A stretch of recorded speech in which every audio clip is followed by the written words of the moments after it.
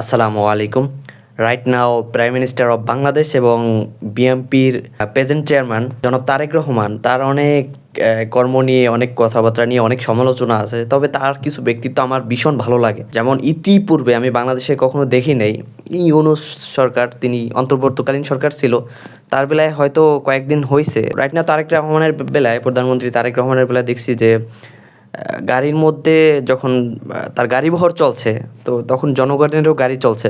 আগে আমরা Justin Trudeau, international অনেক প্রেসিডেন্ট, বিশ্বের অনেক নামি দামি লিডার, তাদের ক্ষেত্রে দেখতাম তারা অনেক স্বাভাবিকভাবে চলাফেরা করে, জনগণের সাথে পাবলিক প্লেসে চলে, জনগণের সাথে সেলফি তোলে।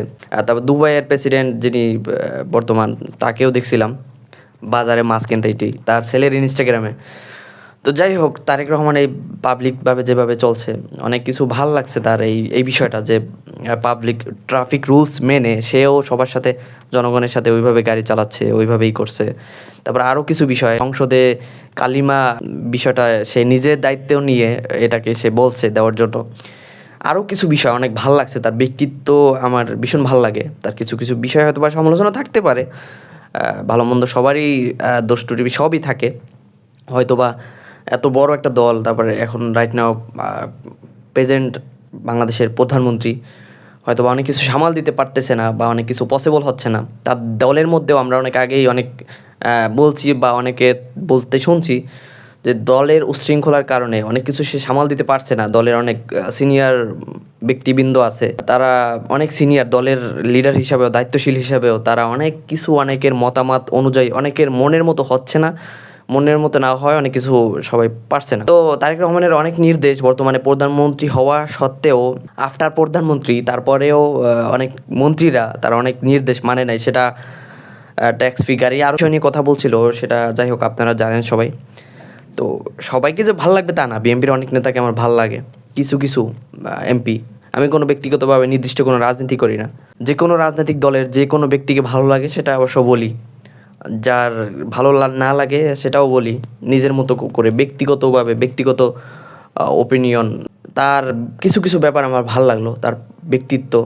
সে অনেক দিন ধরে দেশের বাইরে ছিল, দেশ এবং দেশের বাইরে দুইটা পরিস্থিতি সম্পর্কে তার যথেষ্ট অভিজ্ঞতা আছে, হিউজ সময় ধরে সে ছিল।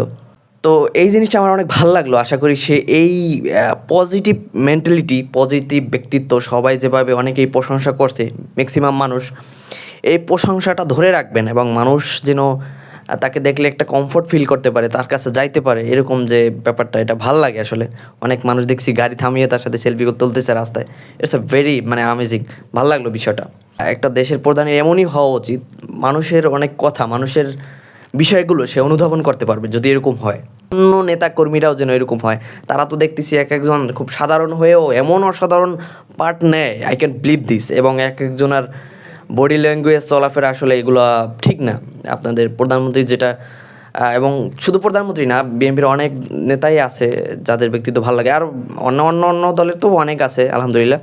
তো বিএনপির কিছু কিছু এখন ১ বছরও হয় নাই, তো অনেক নেতার অনেক রকম অনেক আচরণ ভালো মন্দ মিলিয়ে আছে আর কি। তারেক রহমানের এই বিষয়গুলো ভালো লাগে। সবাই আরও অনেকের অনেক কিছু ভালো লাগে, খারাপও লাগে। তো তার যেই ভালো লাগে যে বিষয়গুলো মন থেকে আমার, সেগুলো আমি শেয়ার করলাম আপনাদের কাছে।